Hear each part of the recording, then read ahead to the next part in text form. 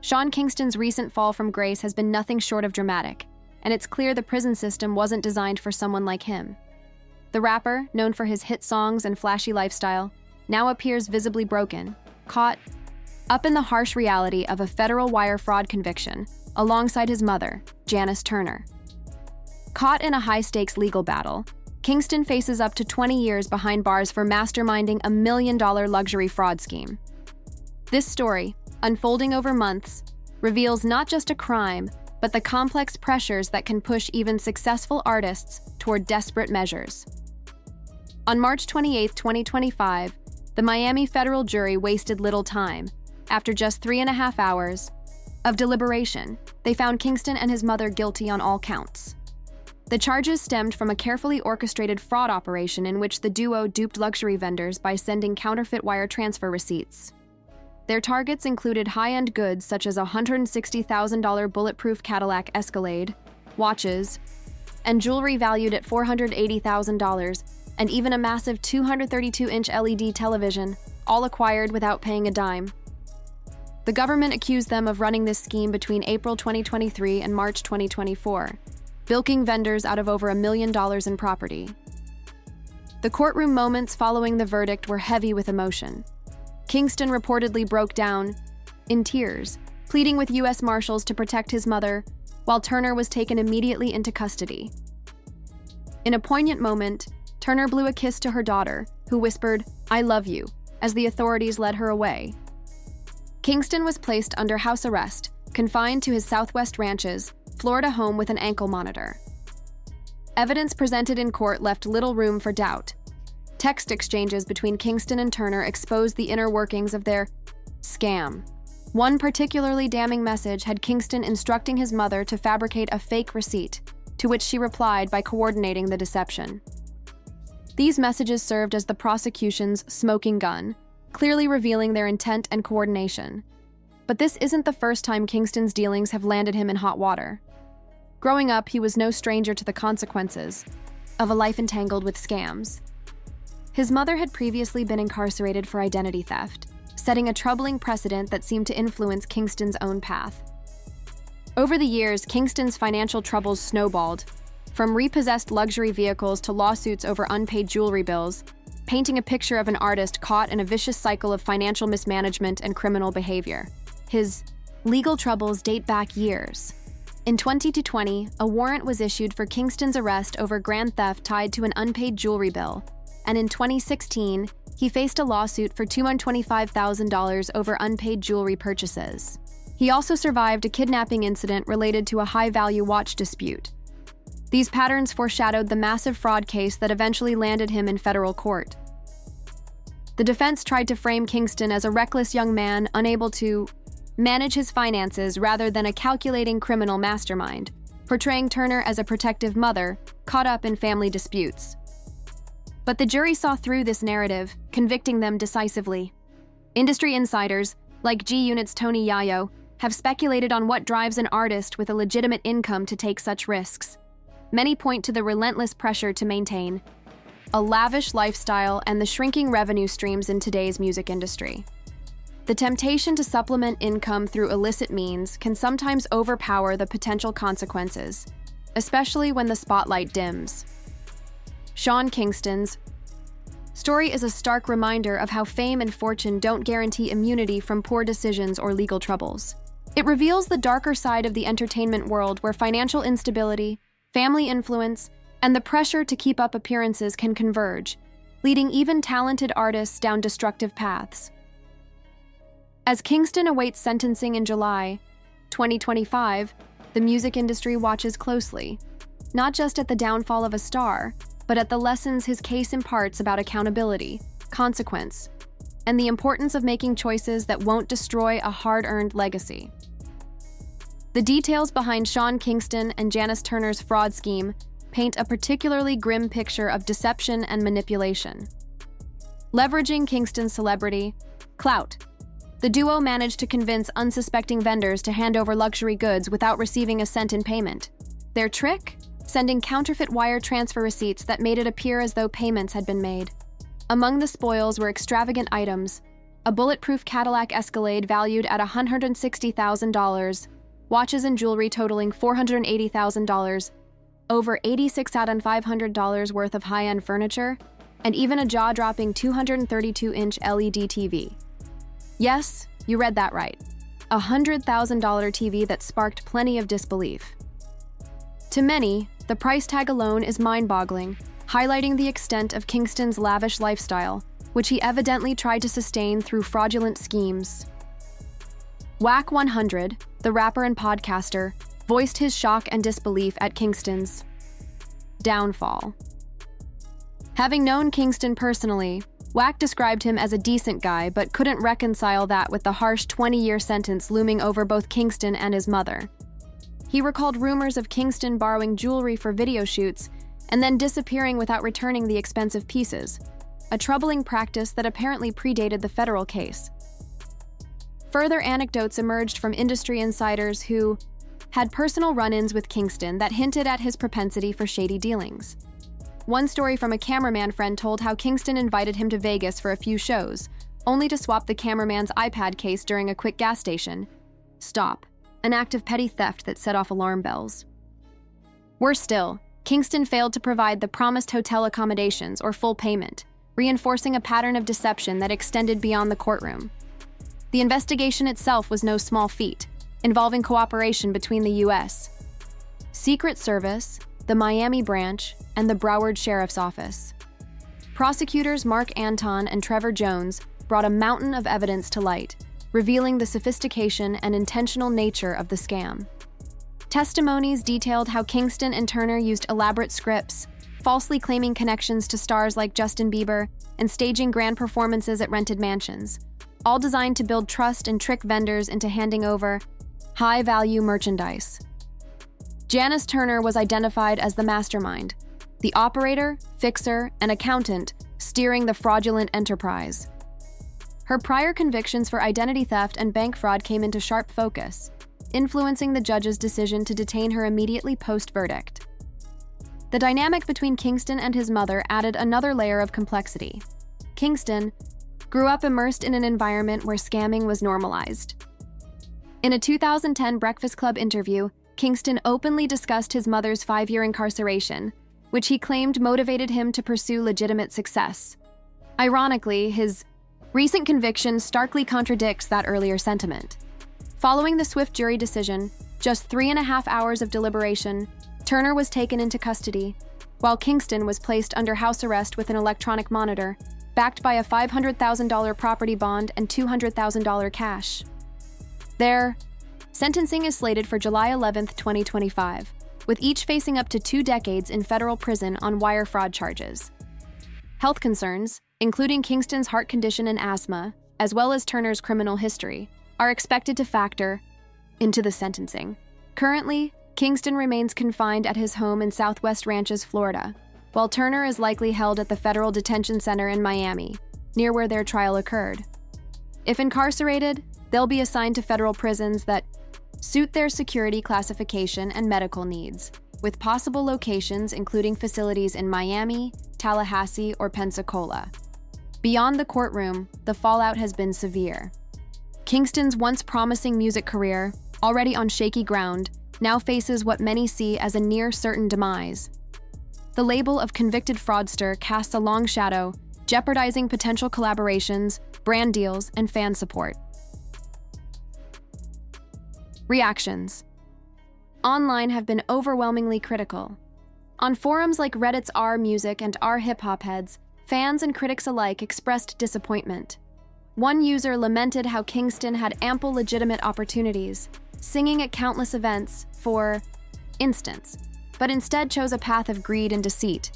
Others shared their own encounters with Kingston's unreliable and dishonest behavior, including a venue worker who revealed Kingston scammed a local after-party by taking the payment upfront and failing to show.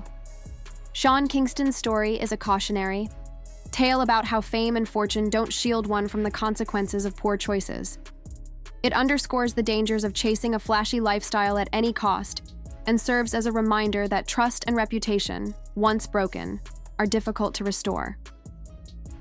This incident only cements the well-known pattern of financial missteps that Sean Kingston has long been associated with. One commenter pointed out Kingston's track record, saying, "He's got a history of bouncing on his plugs, seen it all over X, so this comes as no shock." Meanwhile, another user cleverly mixed cultural humor with critique, joking, maybe, "Jamaica should officially rename him Sean Mo," capturing both the frustration and irony felt by many. In pop culture discussions, some users remarked, "Sean seems to lean solely on his name to score freebies. That's pretty much the only thing keeping him relevant," underscoring the view that Kingston has been exploiting his fame for personal financial benefit. Although social media platforms like X, formerly Twitter, have featured fewer personal takes on the situation, news reports about the case have circulated extensively, keeping the story in the public eye. On May 6, 2025, the Jasmine brand reported that Sean Kingston was petitioning for a brief house arrest reprieve to perform at a festival while awaiting sentencing for his fraud conviction, an attempt to keep his music career alive despite looming legal consequences. Just 2 days later, Bet Current confirmed that Kingston's hopes of hitting the Milwaukee Summerfest stage were dashed when a judge denied his request to perform before sentencing. This immediate courtroom decision underscores how swiftly the legal fallout is affecting Kingston's ability to work. Curiously, despite the high-profile nature of the case, few in the mainstream music industry have publicly commented. Social media remains relatively quiet with no notable reactions from major artists, perhaps reflecting a cautious approach toward discussing peers' legal troubles or a desire to avoid controversy. Yet within hip-hop circles, voices have spoken up. Wack 100, a respected figure in the scene, openly questioned Kingston's ability to withstand prison life. He noted that Kingston and his mother, both facing up to 20 years, are confronting harsh realities, especially given his mother's prior incarcerations and fragile health. Wack 100 described Kingston as ill-suited for prison, highlighting concerns about how the artist's personality and background might clash with incarceration.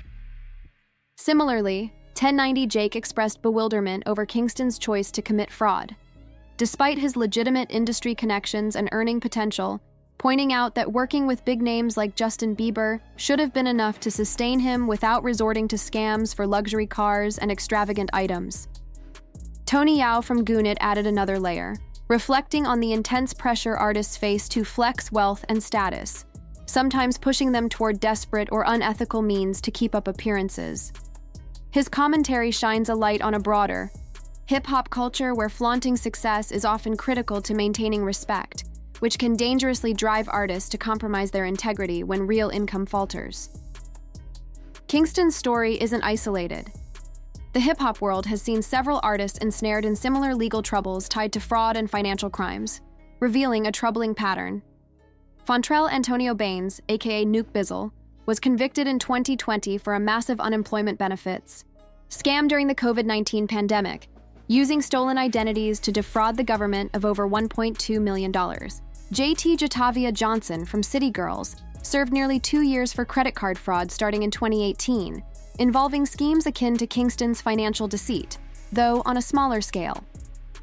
Jonathan Woods, who rapped about credit card fraud in songs like Swipe School and Swipe God, was charged in 2019 with wire fraud and identity theft, selling fraudulent methods to others, his case echoing Kingston's in leveraging public personas for illicit gain. Chicago rapper Terrence Bender, aka Blends, pleaded guilty in 2024 for scamming victims of more than $100,000 to finance luxury indulgences, paralleling Kingston's pattern of fraudulently acquiring high-end goods.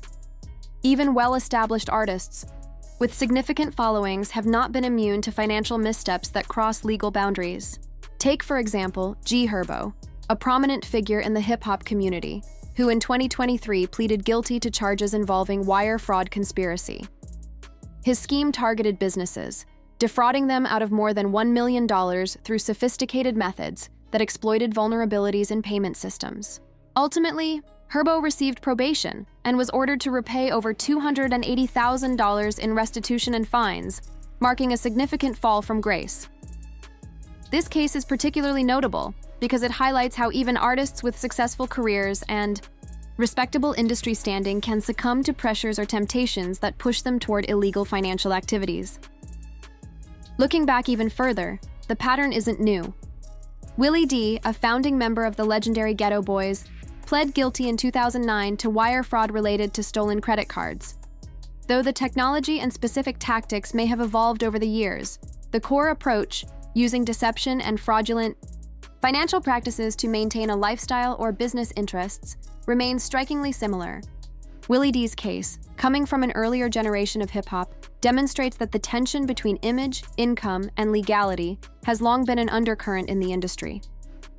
When these cases are viewed collectively, they reveal a disturbing trend where financial pressures combined with the cultural expectations of success and opulence within hip-hop seem to push some artists toward criminal paths. The desire to maintain a flashy lifestyle, keep up appearances of wealth, or simply bridge income gaps during career downturns can become overwhelming. For many, the industry's implicit demands to flex, to showcase expensive cars, jewelry, and luxury goods, create an environment where financial strain clashes with public perception. In this high-stakes game, some resort to fraud, identity theft, or other illicit means to keep the illusion alive. The similarities in the motives and methods across these cases are telling.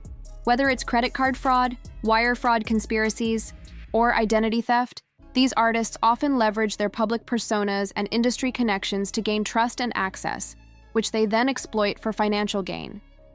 The recurrence of such cases suggests that these aren't simply isolated incidents of poor judgment by individuals, but instead reflect deeper, systemic issues within the music industry and culture. Financial instability in the music business is real. Royalties can be delayed, streaming payouts are minimal for many, and the pressure to maintain an extravagant image can be immense.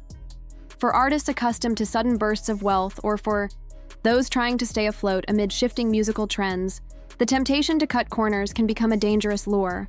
Beyond just the artists themselves, this pattern raises questions about the support systems, or lack thereof, available within the industry for managing finances and mental health. Are there enough resources to help artists navigate the complex pressures they face, or does the culture inadvertently reward risk-taking that borders on illegality? Moreover, the consequences for these actions extend beyond legal penalties. They often irreparably damage reputations, alienate fan bases, and close doors within the industry. The stigma of being a convicted fraudster can erase years of hard work and artistic achievement. The ripple effect impacts not only the artists, but also their collaborators, labels, and the broader music community. Ultimately, these cases shine a light on the intersection of culture, economics, and legality in hip-hop. They compel industry stakeholders to reckon with how the pursuit of wealth and status, entwined with systemic challenges, can lead talented artists down perilous paths. Addressing these issues holistically may require both cultural shifts and structural reforms to foster environments where artists can thrive financially and creatively without resorting to criminal acts. Turning to Kingston's musical journey, the conviction's impact is likely devastating and potentially career-ending. Even before these legal battles, his star had dimmed. His sophomore album, Tomorrow, 2009, peaked at a modest number 37 on the Billboard 200, a sharp drop from his debut's peak at number 6. His follow-up, Back to Life, 2013, failed to chart, marking his last major label release. His 2022 effort, Road to Deliverance, struggled to regain traction, reflecting his ongoing fight to stay relevant in a fiercely competitive industry. Now, facing a fraud conviction and the real possibility of prison, Kingston's chance of staging a comeback seems slim. The weight of legal consequences, combined with an already faltering career, sets a daunting stage for his future in music.